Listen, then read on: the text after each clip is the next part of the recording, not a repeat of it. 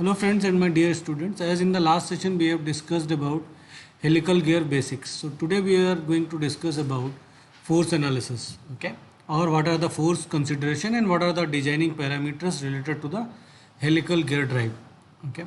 So as you can see that on this particular helical gear you will find out tangential component of the load, radial component and axial or thrust component of the load, as you can see in the picture.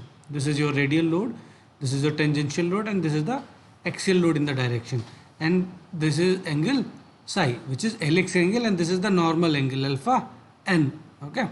Now what are the relationship between these two is your axial load will be equals to your total load multiplied with cos alpha n and sin psi, which is your helix angle. Okay. If you will change it or replace it with cosine of this particular component, then you will get the value of PT, which is your tangential component. Now the axial component PA is equals to tangential load into tan psi. Similarly, you can also calculate PR, which is your radial component, which will be equals to PT tan alpha n divided by cos psi. Okay, and your tangential component can also be rewritten as 2mt by d. Mt is your torque, which you can transmitted torque, which you can calculate it with the help of power. Okay, if it is given in the numerical. Okay, if you able to calculate the value of PT, then after you know the angle alpha n and psi, then you can calculate the other component of load. Okay, so in this way you can calculate this particular force analysis. And sometimes they used to ask in the university exam that what is the meaning of this tangential component and what are the direction of this particular different component of the load. Then you can go through it, okay, and write it down clearly and draw this particular diagram as well. Okay, and sometimes they will ask you numerical on the basis of this. Then they will give you one value which is called as your power calculation. With the help of that you can calculate MT, and if you know the value of MT you can also calculate the value of PT, which is tangential load. And after calculation of one component you can try to calculate the other component of the load very easily. Okay, so this is all about the force analysis. Okay, now we will see these are some numericals, you can go through it in the book. Okay, now we will see that what is the beam strength of helical gear and the wear strength of helical gear. Okay, so let's get it started with the beam strength of the helical gears. In order to determine the beam strength, the helical gear is considered to be equivalent as formative spur gear. Formative spur gear means the formula of the beam strength in the spur gear, which we have seen before, that will be similar. SB will be equals to MB sigma V into pi. Okay, where M is module, V is phase width, sigma V is your applied bending stress, pi is your Lewis form factor.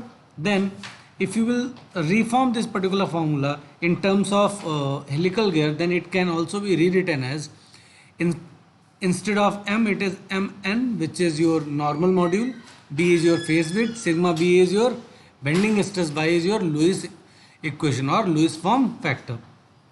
So therefore SB means the beam strength indicates the maximum value of tangential force that tooth can transmit without bending failure. So this is the definition. Sometimes they used to ask that it is an indicative maximum value of tangential force that tooth can transmit without bending force. Okay, and what is this tangential value? Tangential value you can calculate it with the help of this formula. If you know the value of MT means torque, then you can also calculate the value of load, which is your tangential force.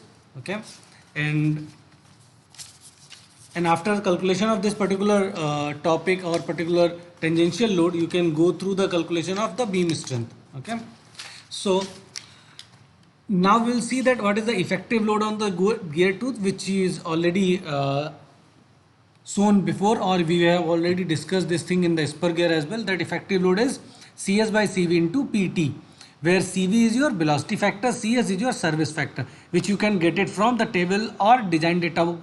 Do refer these tables, because in the exam if you will directly go through it you will not remember and you cannot fetch up this particular table. So do refer to the design data book, where you will find out this particular book and practice it from that only. CV depends on the formula of velocity factor, depends on the pitch line velocity V, and for the helical gear there is only one formula which is there, 5.6 divided by 5.6 plus under root V. where V is your pitch line velocity. Now, what is the dynamic load? According to the Buckingham's equation, or I will say Buckingham's rule, the dynamic load formula is 21B CEB cos square psi plus PT cos psi divided by 21V plus under root CEB cos square psi plus PT. Do calculate this particular formula, particular expression separately, and after that keep it in this particular formula, then you will get the answer of dynamic load. Okay, where PD is dynamic load in Newton, V is pitch line velocity, C will be deformation factor, that you will get it from the table or design data book. E is the sum of errors that we will see, and it is nothing but a summation of error of two missing teeths.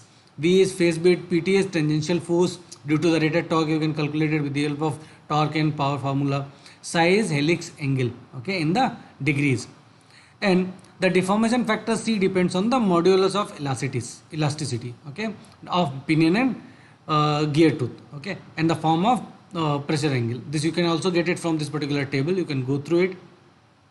Now the effective load will be P effective is CS into PT plus PD, and your bending strength should always be greater than P effective, means SB is equals to P effective plus factor of safety, P effective into factor of safety. So in this way you can also calculate this particular formula.